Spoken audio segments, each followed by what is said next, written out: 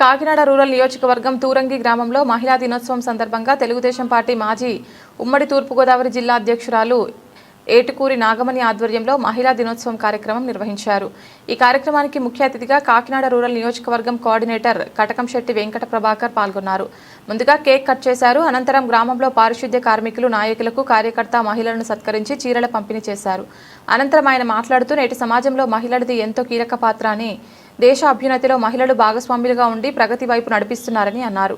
CM Chandrababu మహిళలకు పెద్దపీట వేస్తున్నారు. అదేవిధంగా మంత్రి నారా లోకేష్ బాబు మహిళా పక్షపాతి, రాష్ట్ర మహిళల అభివృద్ధికి ఎంతో కృషి చేస్తోందని, ప్రతి ఇంటి నుంచి ఒక మహిళా పారిశ్రామికవేత్తను తయారు చేయడమే తమ కూటమి ప్రభుత్వ లక్ష్యమని అన్నారు. కార్యక్రమంలో రాష్ట్ర గౌడ కార్పొరేషన్ డైరెక్టర్ మట్ట ప్రకాష్ గౌడ్, రాష్ట్ర Mala corporation director Kollabathula Apparao, Telugu Desam party జిల్లా అధికార ప్రతినిధి కౌజ్ నెహ్రూ, కంచిమర్తి లావణ్య, పొదరపు ఉమా, జనసేన వీర మహిళ ముమ్మడి పుష్పలత, మందారపు చిట్టిబాబు, రూతల రవి, మడ్డు శ్రీను, గంగారత్నం, గుడాల లోవరాజు, కోలహరి పెద్ద ఎత్తున మహిళలు పాల్గొన్నారు.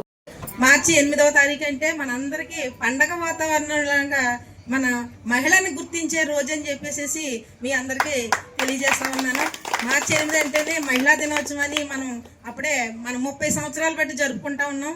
మహిళా దినోత్సవం అంటే ఎంతో వేడికగా చేసుకుంటూ ఉంటాం.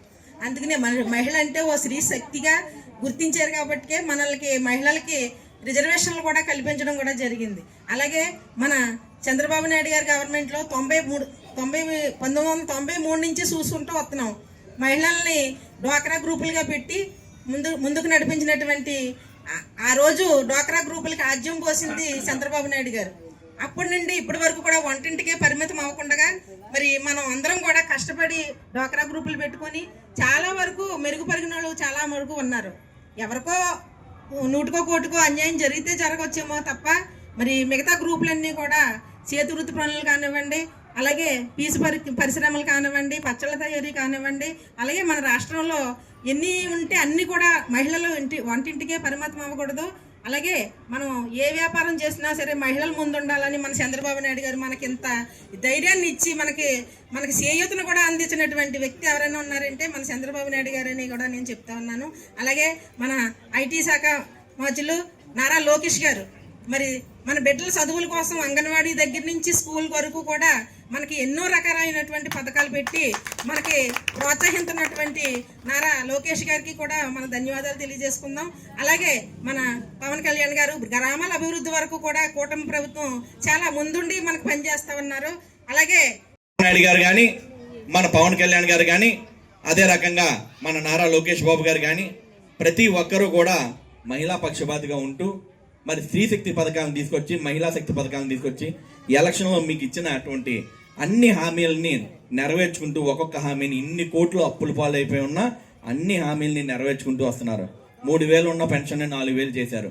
అదే రకంగా దీపం పథకం కింద మహిళలందరికీ కూడా ఉచితంగా గ్యాస్ సిలిండర్లు 3 సిలిండర్లు సంవత్సరానికి అందిస్తున్నారు. అదేవిధంగా తల్లికి వందనం కింద నారా లోకేష్ బాబు గారు ప్రకటించిన విధంగా 5 రూపాయలు ఉంటే 5, 6 ఉంటే 6, 3 ఉంటే 2, 1 ప్రతి ఒక్కరికి కూడా తల్లికి వందనం వచ్చే విధంగా అమలు చేస్తున్నారంటే అది ఒక మామూలు విషయం కాదని చెప్పి, అది మహిళా పక్షపాతిగా చంద్రబాబు నాయుడు గారు, లోకేష్ బాబు గారు చేసే పథకాలు ఇవన్నీ మంచి ఇంప్లిమెంట్ అవుతున్నాయని చెప్పి ప్రతి ఒక్కరూ కూడా ఇప్పుడు ప్రభుత్వం ఉందని ఇప్పుడే కాదమ్మా, లాస్ట్ టైం మీరు గుర్తించాలి. లాస్ట్ టైం చంద్రబాబు నాయుడు గారు గవర్నమెంట్లో ఉన్నప్పుడు కూడా ప్రతి మహిళకి పసుపు కుంకుమ కింద డబ్బులు అందించిన ఘనత నారా చంద్రబాబు నాయుడు గారిదని మీ అందరికీ తెలియజేస్తున్నాను. అంటే ఎప్పుడూ కూడా మహిళలని మద్దతుగా నారా చంద్రబాబు నాయుడు గారు ఈరోజు ఉంటున్నారు. ప్రతి ఒక్కరిని మహిళను గౌరవించమంటున్నారు. స్త్రీయే మనకి మూల కారణం, స్త్రీయే కారణం అని చెప్పి ప్రతి ఒక్కరూ తెలియజేస్తున్నారు. అదేవిధంగా ఈ భూమికి ఎంత విలువ ఉందో అదే రకంగా మన స్త్రీకు కూడా అంతే విలువ ఉందని చెప్పి ప్రతి ఒక్కరూ తెలియజేసుకుంటూ ఒక ముక్క చెప్పి అందరికీ తెలియజేస్తున్నానమ్మా. ఒక ముక్క చెప్పి ఏంటంటే, కురుక్షేత్రం యుద్ధం వచ్చింది. యుద్ధం ఎవరి వల్ల వచ్చింది? ఒక మహిళని అవమానం చేయడం వల్ల కురుక్షేత్ర యుద్ధం వచ్చింది. లంకా దహనం అయిపోయింది. ఎందుకు లంకా దహనం అయింది? ఒక సీతాదేవిని ఏడిపించడం వల్ల లంకా దహనం అయింది.